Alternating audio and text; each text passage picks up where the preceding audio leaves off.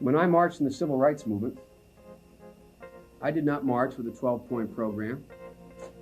I marched with tens of thousands of others to change attitudes. And we changed attitudes.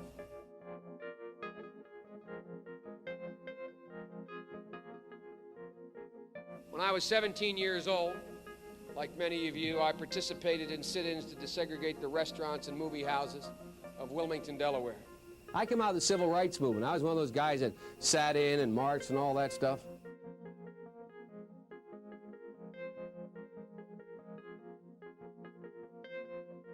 During the 60s, I was, in fact, very concerned about the civil rights movement. I was not an activist. I worked at an all-black swimming pool in the east side of Wilmington, Delaware.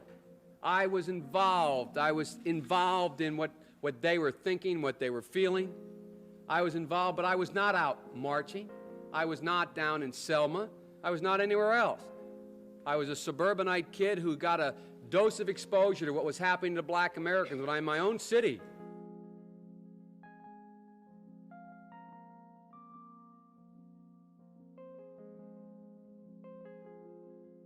You know, when I was a teenager in Delaware, for real, I got involved in the civil rights movement. We have the 8th largest black population in America. Most people don't know that.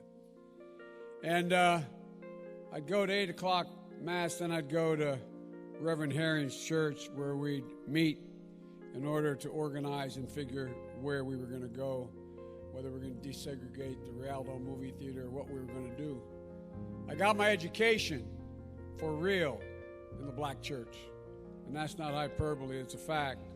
But I got my education, Reverend Doc, in the black church, not a joke.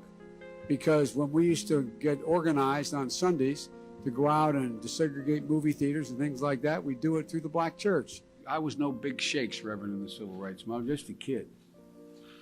I got involved in desegregated movie theaters and helping, you may remember Reverend Moyer in Delaware and Herman Holloway organized voter registration drives, coming out of black churches on Sunday, figuring how we were going to move.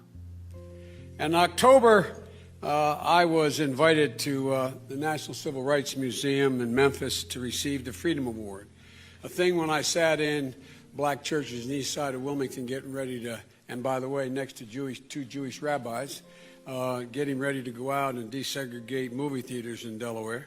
I never, ever thought in my life I would be worthy of, and I'm still not sure I'm worthy of it.